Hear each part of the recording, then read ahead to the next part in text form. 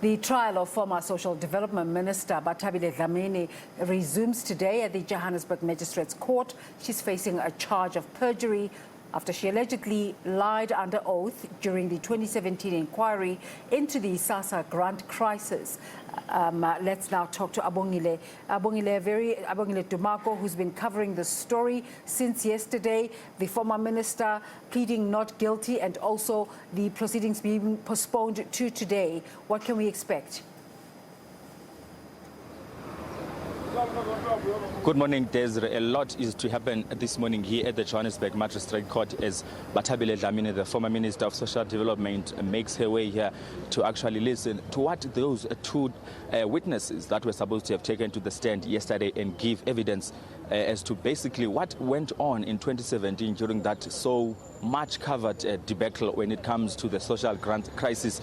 We understand that Mr. Mavimbela, who used to work for SASSA, the agency that is used by the Department of Social Development to distribute and look out for the elderly in society, is going to be taken to the stand and give evidence as to what basically happened. And also yesterday, from what we've seen transpire in the form of the defense and the state, there was a unanimous agreement that in fact the transcript of the evidence that was allegedly lied to by the former minister Bathabile Dlamini during when she was giving testimony in that inquiry, which was chaired by former Judge Bernard Ngwepe, to actually be brought here in court, those transcripts, so that it can be read out in court to see if there is any clause or any paragraph that seeks to come as a lie, as she's facing that case, that charge of perjury for having lied under oath when she was giving evidence in front of Judge Bernard Ngwepe.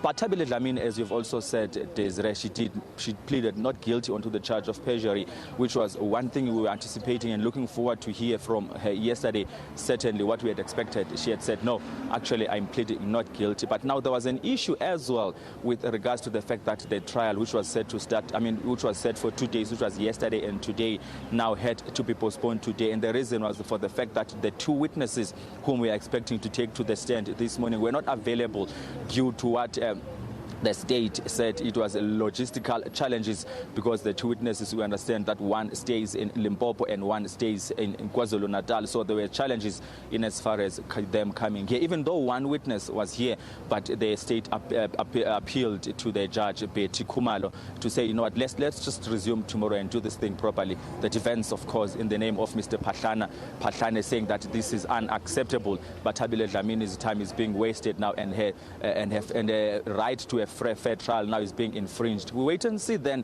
if those logistical challenges won't affect proceedings today. We are expecting to resume actually at 9:30 this morning. This is where Bathabile Dlamini will take to the stand and actually listen to what these two witnesses have to say, if at all they will make it to court this morning.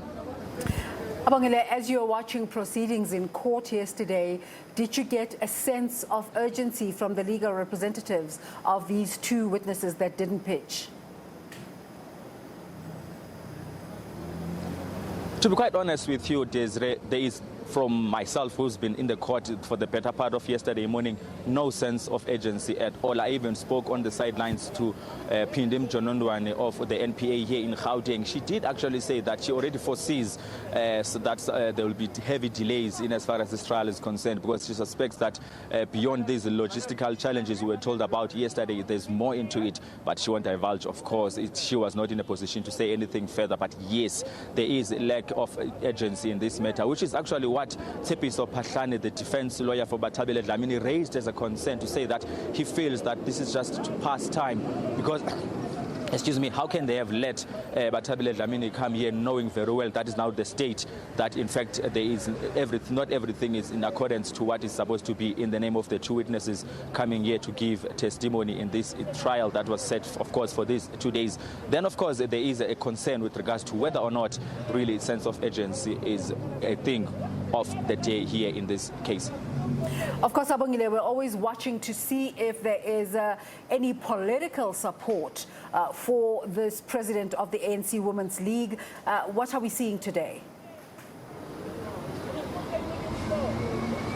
Well, today we are actually seeing a few I'm going to ask Masabata to pen for you a few, literally 4 women from the ANC Youth League, ANC Women's League, dressed in this party regalia, standing in front of this entrance here in Johannesburg Magistrate Court. They are quite shy, camera shy. You can see them, they're looking away. But yesterday there was quite a mouthful of women dressed in this regalia. We also saw Carl Niehaus yesterday coming out to support Bathabile Dlamini. It's still early in the morning, Desiree. The anticipation is that as the morning unfolds, more ladies or more members of the ANC Women's League will make their way here to show support for the ANC Women's League president in the name of Bathabile Dlamini. Certainly yesterday she kept looking at the back of the gallery as she was sitting in that box, box in court. One would imagine she was actually seeking for support from the ANC Women's League members who were actually sitting right behind her. When she exited court, she actually came across quite a mouthful of ANC Women's League members who came to support her, led, of course, by one embattled Carl Niehaus, spokesperson for the suspended MK-MVA of the ANC. Abongile, thank you so much for setting the scene for us. Of course, we'll be getting back to court as soon as those proceedings begin. Now, the